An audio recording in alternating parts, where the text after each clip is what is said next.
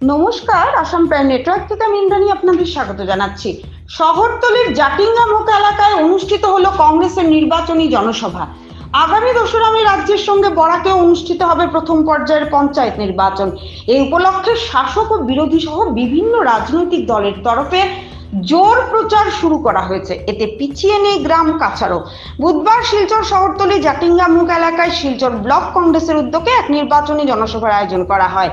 17 নম্বর শিলচর জেলা পরিষদ আসনের কংগ্রেস মনোনীত প্রার্থী নূর ইসলাম বড়ভূঁইয়ার সমর্থনে আয়োজিত এদিনের প্রথম নির্বাচনী সভা জনজোয়ারে পরিণত হয়। হিন্দু, মুসলমান, মণিপুরী, হিন্দিভাষী ও বর্মন সহ বিভিন্ন সম্প্রদায়ের মানুষের উপস্থিতিতে দলীয় প্রার্থী নূর ইসলাম বড়ভূঁইয়াকে জয়ী করার আবেদন জানিয়েছেন দলের কর্মকর্তারা। সভায় বক্তব্য রাখতে গিয়ে কংগ্রেসের বিভিন্ন বক্তারা শাসক দল বিজেপির তীব্র সমালোচনা করেন। অন্যান্য দলের তুলনায় কংগ্রেস প্রত্যেক সম্প্রদায়কে সঙ্গে নিয়ে এগিয়ে যাচ্ছে। লুঙ্গি ধুতি মন্তব্যের বিরুদ্ধে শাসক দল বিজেপির এদিন তীব্র সমালোচনা করেছেন কংগ্রেসের কর্মকর্তারা। তারা জানান, ওয়াকফ সংশোধনী আইন শুনে বিজেপি মুসলমানদের অধিকার হরণ করার পাশাপাশি তাদের জমি অধিগ্রহণ করার প্রয়াস সংবিধান বিরোধী। শাসক দলের এই ধর্মীয় আঘাত মানুষ কখনো মেনে নেবে না। বিজেপি সাম্প্রদায়িকরণ ও ধর্মীয় সুরসুরি দিয়ে ভোট বৈতরণী পার হওয়ার চেষ্টা চালাচ্ছে। প্রশাসনিক যন্ত্রকে কাজে লাগিয়ে শাসক দল কংগ্রেসের 2জন প্রার্থীর মনোনয়নপত্র বাতিল করেছে বলে অভিযোগ দলের। 17 নম্বর শিলচর জেলা পরিষদ আসনে কংগ্রেস মনোনীত প্রার্থী নূর ইসলাম বড়ভূঁইয়ার পক্ষে মানুষের যেভাবে সমর্থন রয়েছে তা এদিনের নির্বাচনী জনসভায় ফুটে উঠেছে। পঞ্চায়েত নির্বাচনে দলীয় প্রার্থী নূর ইসলাম বড়ভূঁইয়া 50% বেশি ভোট পেয়ে জয়ী হবে বলে এদিন আশা প্রকাশ করেছেন দলের কর্মকর্তারা। সভায় প্রাক্তন মন্ত্রী অজিত সিং, জেলা কংগ্রেস সভাপতি অভিজিৎ পাল, অরুণ দত্ত মজুমদার, সীমান্ত ভট্টাচার্য, সুজন দত্ত, দলীয় প্রার্থী নূর ইসলাম বড়ভূঁইয়া সহ দলের অন্যান্য কর্মকর্তারা উপস্থিত ছিলেন। একজনকে একটা সিটে একজনকে দেওয়া সম্ভব, কাজেই আমরা নূর ইসলাম বড়ভূঁইয়াকে মনোনীত করেছি। বন্ধুগণ, ইতিমধ্যে পঞ্চায়েত নির্বাচন নিয়ে যেভাবে আসামের মাননীয় মুখ্যমন্ত্রী থেকে আরম্ভ করে বিজেপির বিভিন্ন স্তরের নেতারা সাম্প্রদায়িকরণ করার চেষ্টা করছে, আমাদের পঞ্চায়েত নির্বাচনে ডেলিমিটেশনের মাধ্যমে ধর্মীয় সুশ্রী দেওয়ার চেষ্টা করছে। ডেলিমিটেশনের মাধ্যমে তারা বিভিন্ন অঞ্চলকে বিভক্ত করেছে। আজকের বরখলা কিছু অঞ্চল শিলচরের সঙ্গে যুক্ত করা হয়েছে। শিলচর কনস্টিটিউয়েন্সির সঙ্গে তারা মন মর্জি যেভাবে ডেলিমিটেশন করেছে, এটা অত্যন্ত নিন্দনীয়। কিন্তু আমরা আগামী নির্বাচনের মাধ্যমে এগুলোর জবাব আমরা দেব এবং নির্বাচন চলাকালীন আসামের মাননীয় মুখ্যমন্ত্রী থেকে আরম্ভ করে বিজেপি দলের বিভিন্ন কর্মকর্তা যেভাবে সাম্প্রদায়িকরণ করার চেষ্টা করছে, যে কংগ্রেসের সিম্বল নেওয়া উচিত লুঙ্গি, আমরা এইটাই বলতে চাই যে কংগ্রেসের সিম্বল হাত। আমরা কাছাড় জেলায়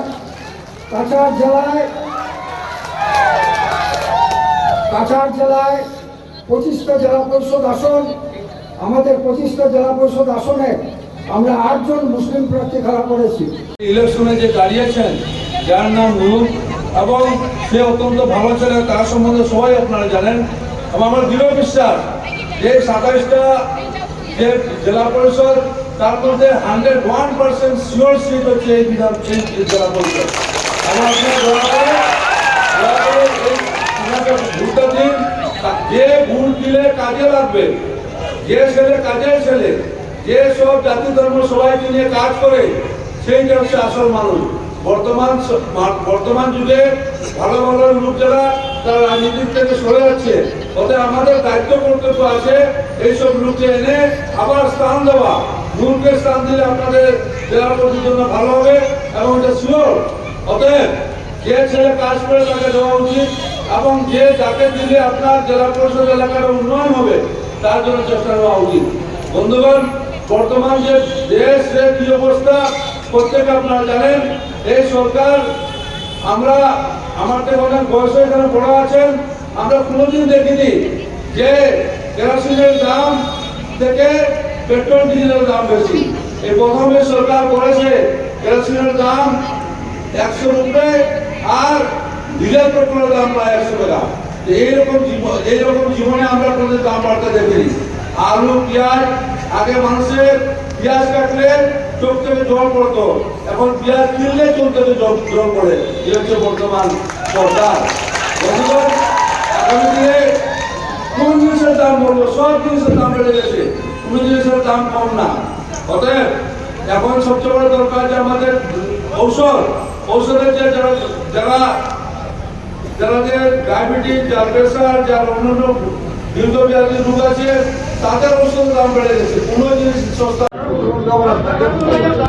আজি প্ৰথমখন শিলচৰ সমষ্টিত আপোনালোকৰ জিলা পৰিষদৰ নিৰ্বাচনী প্ৰচাৰ, গতিকে ইয়াত কি দেখা পাইছে, কি আশা কৰিছে? দেখো, শিলচর একটা সম্মানীয় আসন। শিলচর বিধানসভা অঞ্চলে একটা মাত্র জেলা পরিষদ আসন এবং এটা খুব গুরুত্বপূর্ণ আসন। এবং যে আসন, এখানে 5টা জিপি নিয়ে সেই আসন, তার মধ্যে 3টা জিপি পুরনো বরখলার সমষ্টির অন্তর্গত ছিল। এই পশ্চিম শিলচর এলাকার জনগণ সবসময় সুস্থ রাজনীতিতে বিশ্বাস করেন। সবসময় ওনারা শিক্ষিত ব্যক্তিত্বকে ওনারা নেতৃত্ব দেওয়ার সুযোগ করে দিয়েছেন। এবং এবার যেহেতু বরকলার 3টা জেলা মানে জিপি এরিয়া এবং শিলচরের প্রায় 2টা মিলে 5টা জিপি এলাকা নিয়ে এই জেলা পরিষদ আসন হয়েছে। সেই আসনে আমরা এমন একজন প্রার্থীকে আমরা দিয়েছি যে এখানকার জনগণের মতামত নিয়ে একজন যোগ্য ব্যক্তি, একজন তরুণ তুর্কি নেতা এবং প্রকৃত সমাজ দরদি নেতা, যে এতদিন ধরে আজকে সমাজের কাজ করে আসছে। আপনার যে কোনো মানুষের সুবিধা অসুবিধা সবসময় উনি মানুষের পাশে দাঁড়িয়েছেন। বিভিন্ন মন্দির মসজিদে উনি সবসময় সাহায্য করে গেছেন। এইরকম একজন যোগ্য সমাজসেবক যাকে আমরা জেলা পরিষদে প্রার্থী করেছি।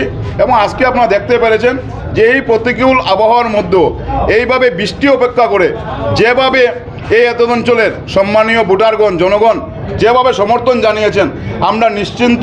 শুধু 11 তারিখে অপেক্ষা। 11 তারিখে শিলচর আসন থেকেই কংগ্রেসের জয় সুনিশ্চিত হবে। এখন অপেক্ষায় আছেন। শিলচরে বিধায়ক আসলে প্রশ্ন করবেন যে শিববাড়ি রোডের বাঁধ কবে কাজ শেষ হবে। আজকে 4 বছর ওনার বিধায়ক, তার আগে আর 5 বছর বিজেপির বিধায়ক ছিল। আজকে প্রায় 2 বছর ধরে এই রাস্তা দিয়ে মানুষ যাতায়াত করতে পারে না। রাস্তা বন্ধ করে রাখা হয়েছে। এদিকে রুগী নিয়ে মানুষ যাতায়াত করতে পারছেন না, দ্রব্যমূল্য এদিকে আসছে না। এই যে আজকের অবস্থা, বিশেষ করে পশ্চিম শিলচরের মানুষের যে দুরবস্থা, এখানে খাদ্যদ্রব্য নিয়ে আসা সম্ভব না, এদিকে লোড গাড়ি আসতে দেওয়া হচ্ছে না। আজকে শিববাড়ি রোডে বাঁধ যেভাবে ভাঙছে এবং আজকে 3 বছর ধরে ওনারা যেভাবে শুধু কমিটমেন্টের উপর কমিটমেন্ট করে যাচ্ছেন যে এখানে এলিভেটেড করিডোর হবে, যে এলিভেটেড করিডোর স্যাংশন হওয়ার পর প্রায় 1 বছর যাওয়ার পর এখন পর্যন্ত একটা খুঁটির কাজ সম্পন্ন হয়নি। সেইগুলা জবাব জনগণকে দিতে হবে। ওনার ভোট চাওয়ার কোনো অধিকার নেই। ওনারা গত 5 বছর জেলা পরিষদে ছিলেন। ওনারা বলতে পারবেন যে জেলা পরিষদে কী কী কাজ করা হয়েছে, এই এত অঞ্চলে মানুষের কী উন্নয়ন করা হয়েছে, গ্রামীণ কী উন্নয়ন হয়েছে, সেটা বলার ওনাদের ক্ষমতা নেই। ওনারা শুধু কংগ্রেসে বয়ে ওনাদের হচ্ছে। ওনারা নির্বাচন আসার পর থেকে শুধু কংগ্রেসকে দোষারোপ করছেন। কংগ্রেস তো ক্ষমতায় নেই, আপনারা ক্ষমতায় আছেন। আপনি বিধায়ক, আপনি কয়জনকে এখানে প্রধানমন্ত্রী আবাস দিয়েছেন, কয়জনকে আপনারা অরুণোদয় দিয়েছেন, সেইগুলো আপনারা তুলে ধরুন। আপনারা গ্রামীণ কী কী উন্নয়ন করেছেন, রাস্তাঘাটে কী কাজ করেছেন, সেটা তুলে ধরুন। ওনারা যে চাল দিয়েছেন, ওনারা যে রাজনৈতিক যে ওনাদের যে ছলনা, যে ওনারা একজন নির্দল প্রার্থীকে খাড়া করেছেন যে উনি ভোট কেটে নেবেন আর ওনারা পার পেয়ে যাবেন, সেটা হবে না। বরখলাবাসী, শিলচরবাসী যারা সম্মানীয় ভোটারগণ আছেন, ওনারা অনেক অভিজ্ঞ, ওনারা রাজনৈতিক দিক দিয়ে অনেক ওয়াকিবহাল। ওনারা এই ভুল করবেন না, নির্দলকে একটা ভোটও দেবেন না।